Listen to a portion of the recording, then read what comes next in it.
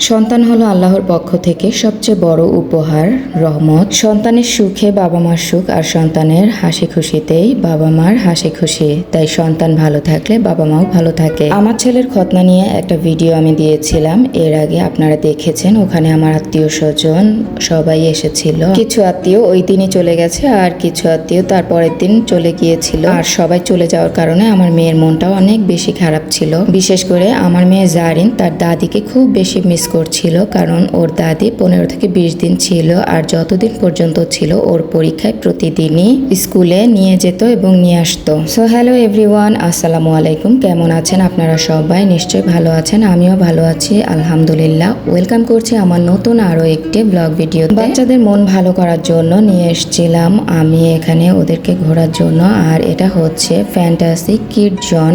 আর এখানে আসার সাথে সাথে তারা আমাদেরকে একটা ওয়েলকাম ড্রিঙ্কস হিসেবে কফি দিল। আমরা তো টুনাটুনি বসে কফি খাচ্ছি, মানে আপনাদের ভাইয়া আর আমি কফি খাচ্ছিলাম, আর বাচ্চাদেরকে টিকিট কেটে ভিতরে ঢুকিয়ে দিয়েছি। ওরা তো খেলাধুলা নিয়ে খুবই ব্যস্ত হয়ে গেছে। আসলে বাচ্চাদের খুশিতে বাবা মার খুশি। আর দেখেন আমার ছেলেটা দীর্ঘ 15 থেকে 20 দিন ঘরের ভিতরে আটকা ছিল, আর কেন ছিল সেটা তো জানেনি। ওর মুসলমানি করানো হয়েছিল, আর সে কারণে তাকে নিয়ে কোথাও যাওয়া যেত না। তো 20 দিন পর সে সুস্থ হলো আলহামদুলিল্লাহ। আর সুস্থ হয়েই দেখেন খেলাধুলা করার জন্য এখানে এসেই যেন তার প্রাণ ফিরে পেয়েছে। সে তো খুবই খুশি, একদম লাফালাফি করছে, খেলাধুলা করছে। আর যেখানেই যায় আলহামদুলিল্লাহ আমার ছেলেটা একটা ফ্রেন্ড বানিয়েই ফেলে। আর এখানে এই বাচ্চাটার সাথে ওর খুব ভালো একটা ফ্রেন্ডশিপ হয়ে গিয়েছিল, আর ওর সাথে খেলাধুলা করছিল। আসলে এটা খুবই ভালো একটা গুণ। জায়গাটা বেশ ছোট, কিন্তু ছোটর মধ্যে অনেক কিছুই ছিল খেলাধুলার জন্য। দেখেন যে জিনিসটা করা যায় না সেটাই সে করবে, মানে তার করতেই হবে এমন একটা অবস্থা।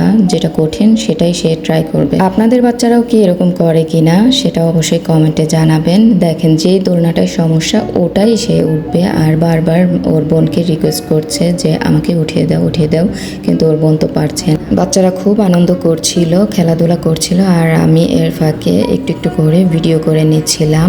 এরপর চলে আসলো মিকি মাউস, আর মিকি মাউস আসার পরে তো ঘটলো আরেক ঘটনা।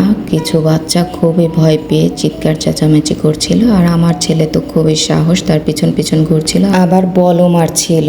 তো ওরা এভাবে মজা করছিল, আর এখানে আমার মেয়ে একা একা দোলনা খাচ্ছে। এখানে যে বাচ্চাগুলো এসেছিল তারা সবাই অনেক ছোট, ওর বয়সী তেমন কেউ নেই, তাই একা একা খেলছিল। এখানে আবার আমার ছেলে মেয়ে খেলছিল দেখে সব বাচ্চাগুলো দৌড়ে আসে, আর সবাই একসাথে খেলে। দিনটা খুবই ভালো কেটেছে ওদের। নিয়ম অনুযায়ী আমাদের 1 ঘন্টা হয়ে গিয়েছিল, আর তাই আমরা চলে এসেছিলাম। আর আসার সময় আমরা খুব ক্ষুধা লেগেছিল, তাই আমরা আমাদের বাসার পাশেই সারা রেস্টুরেন্টে ঢুকেছিলাম, আর এখানে ঢুকে কিছু খাবার আমরা অর্ডার করেছিলাম।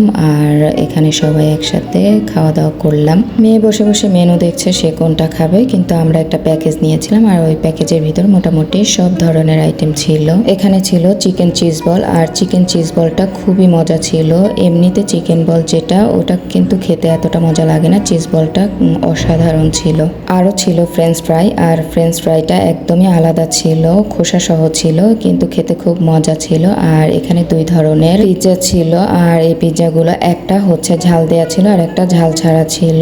তো এটা আসলে আমরা বাচ্চাদের জন্য আলাদাভাবে করে নিয়েছি, কাস্টমাইজ করে বলতে পারেন। তো আমরা এই তো খাওয়া দাওয়া করলাম। আমাদের খাওয়া দাওয়া শেষ হয়ে যাওয়ার পর আমরা বাসায় চলে এসেছি। আজকের ভিডিওটা আপনাদের কেমন লাগলো অবশ্যই লাইক কমেন্ট করে জানাবেন। আল্লাহ হাফেজ।